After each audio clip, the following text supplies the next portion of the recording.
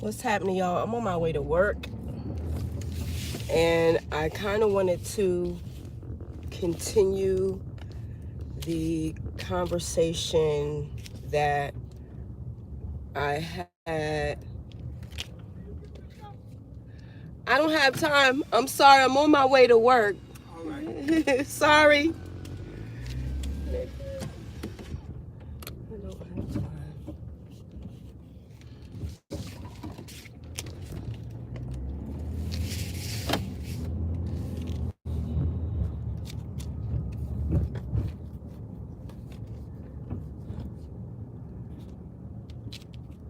Anyway, I want to continue the conversation that I was having yesterday in regards to the video that I watched with with Jasmine, and she was on the show, and it was 1 versus 20. Now, I want to continue the conversation from the point of view of understanding, I guess, what we consider to be truth, or what Christians consider to be truth. Because I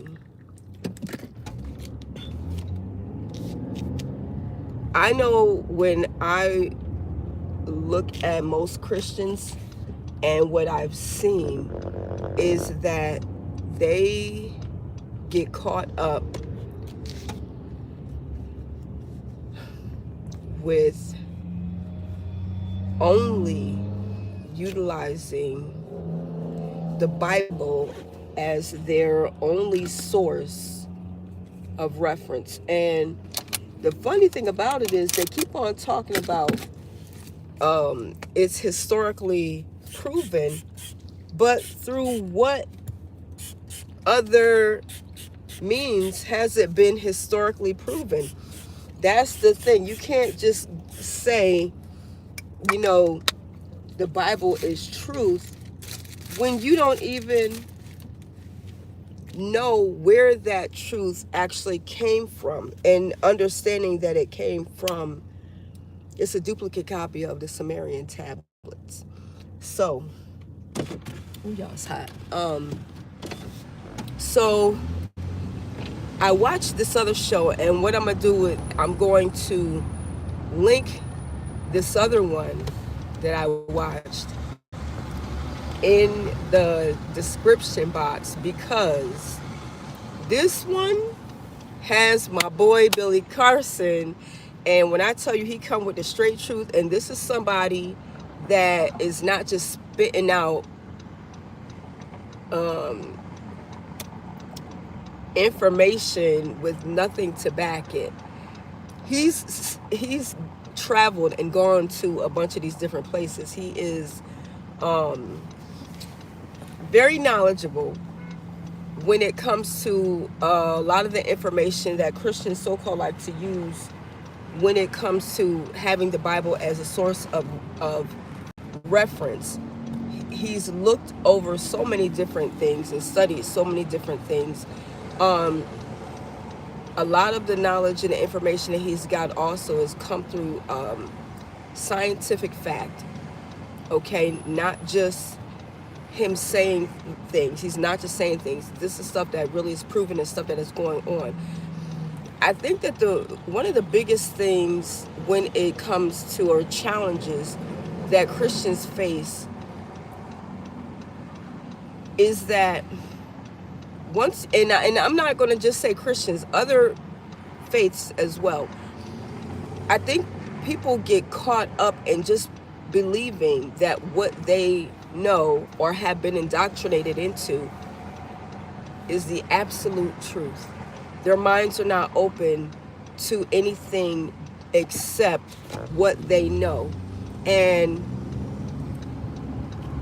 I get it when it comes to learning something new, because then I feel like you would kind of go through this cognitive dissonance kind of thing, and then you have to disassociate yourself from that thing that you once learned. And it's like, what do I do now? Like, I think that that's the whole thing. Like, you feel like now there's going to be this void. And since I'm learning, or I have learned this new thing in regards to my spirituality and who I believed was God. What do I do now? Where do I go from here? Because when I tell you, when I came to and discovered the actual truth, I cried so many times. So many times, because I really was like, I don't know what to do. I don't know what to think. I don't know what to believe. All I know is that I was lied to for years, and it was a majority of my life. And well, I won't say the majority of my life, but the a good younger portion. No, it really has been the majority of my life. I was lied to, and I believed all these things. I thought that what I knew was the truth, and then I discovered something else from someone who's traveled the world 8 times over. And I do plan on going on, I should say, one of the trips that he does when he goes, Billy Carson, because again, he's traveled to these pyramids. He has seen things. He's done research, and this is stuff that he's done, looking into different things from the time that he was 7 years old. Okay. I don't know why I feel like my hat is lopsided, but I just feel like a lot of Christians will say things and don't have any real evidence to back what it is that they say when it comes to their spirituality and the Bible. Like, can you actually tell me, how do you know that what is in the Bible is true? You weren't there when it was put down. And then let's talk about that, because I remember when I was younger, I looked into, because I was like, well, the author of the Bible is King James. Who is King James? I looked up who King James is. This nasty nigga, he was disgusting.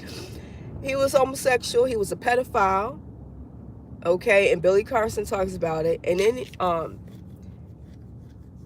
there were all these other things that got incorporated into the Bible. Like, and I do remember reading this before I was going through the whole change of looking into things. When I was studying, while I was in church, while I was studying to get evidence about the Sabbath, because again,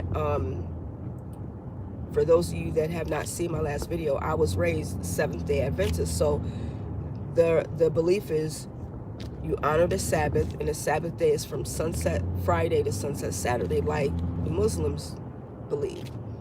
And the 7th day is the Sabbath, which is Saturday, not Sunday. Sunday is the first day of the week.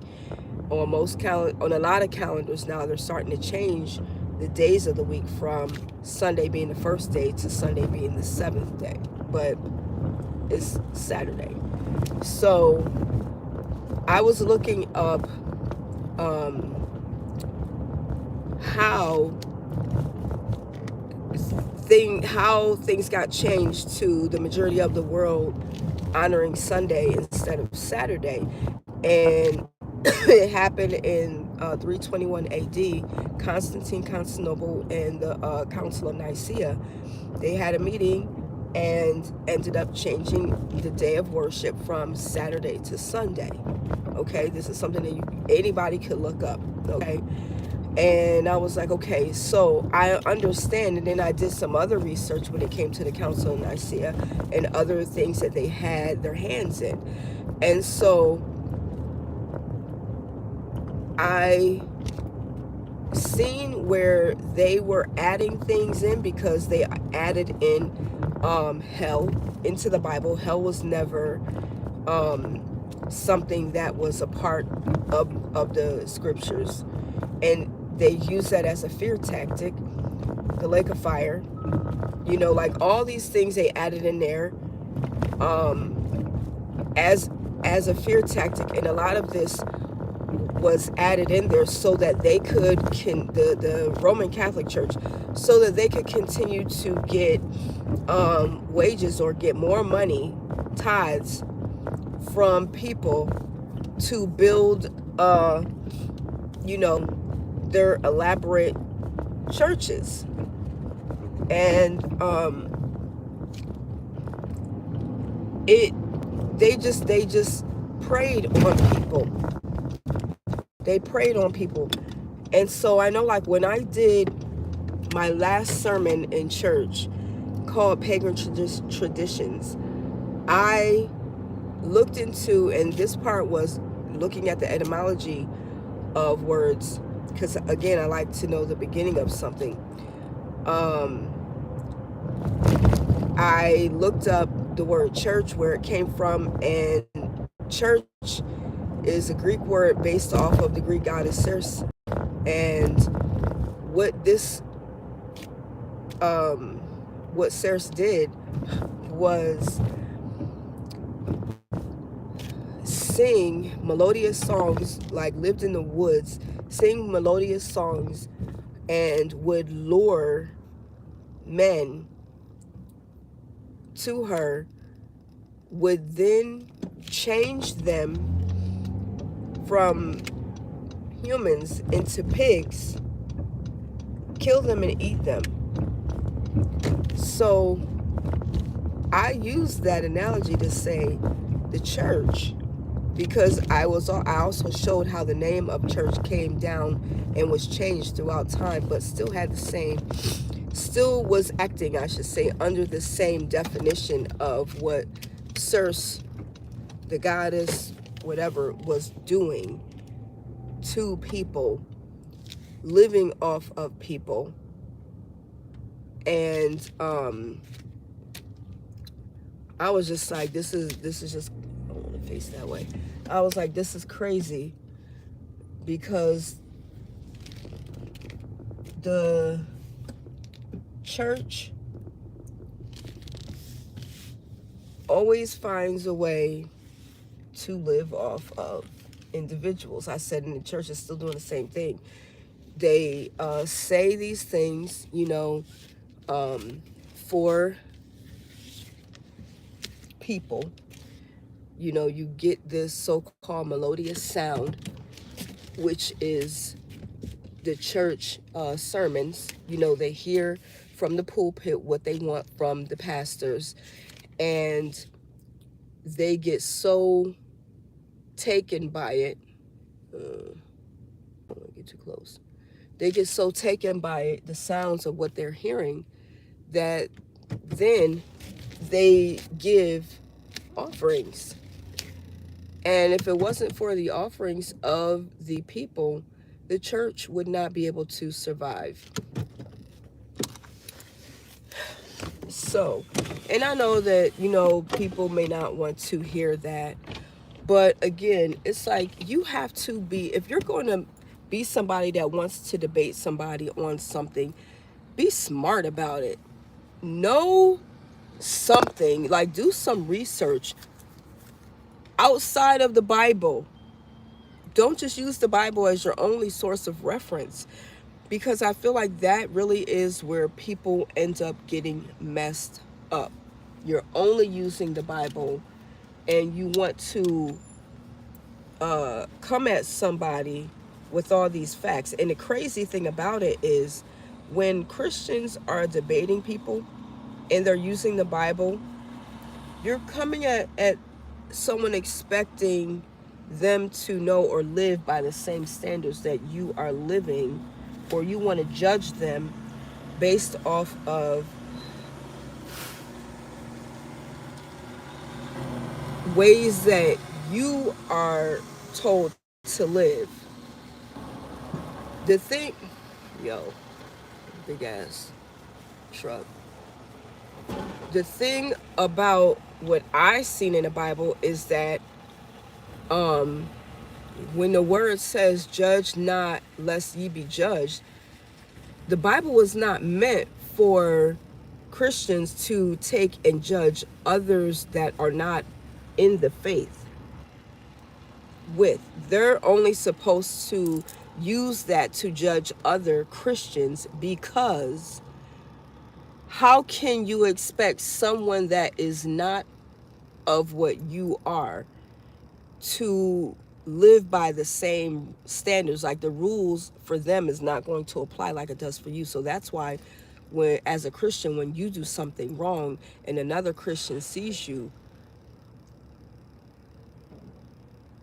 you then would, I guess, have the right to say something in regards to how they're living. um but I don't know, I still don't understand that whole thing of judge not lest ye be judged, because again, it's like this rule stick, but you can't measure it to somebody that's not of your faith, because they one, how would they even know what to live by? Anyway, there's just, I don't know, a lot of things I feel that end up being done in the Christian world that, for me, I like, after finding the truth, I was like, I'll never go back. I'll never go back to so-called worshiping a God, and I understand I am God. I have the power to do this, because again, when you look at the things, and I'm gonna link the video, the Anunnaki, when they came, and we have Anunnaki in us, whether people want to believe that or not, you have to go back and look at the way that we were created. They put in us a worship gene, but we looked at them as being gods because they were more advanced in technology than we were as people or humans. And I think that it's a natural kind of thing that happens when you feel that you're in the presence of someone who is greater than you. Your automatic response is going to be to want to worship them or serve them in some kind of way. And then one of the other things that was found out that Billy Carson talks about is how the Anunnaki were here. Like, if you go back and look at the whole thing, like, I have this whole series of the Anunnaki, their planet Nibiru, and what was going on the planet Nibiru, and how they needed to find a way to save their planet. One of the sons of the I believe one of the sons of the kings ended up leaving, ended up coming to Earth, saw that it was a habitable place to be, and had a lot of resources, gold, which is one which they needed. And I look so freaking tired today. I'm telling y'all, I did not get any sleep last night. I didn't get any sleep. I woke up like 3 freaking times. I'm so upset. Anyway, was able to make other beings, or I might be getting the story wrong. They had other Anunnaki come, and they were doing the work, but then they got upset because they were saying that they, were feeling like they were being overworked.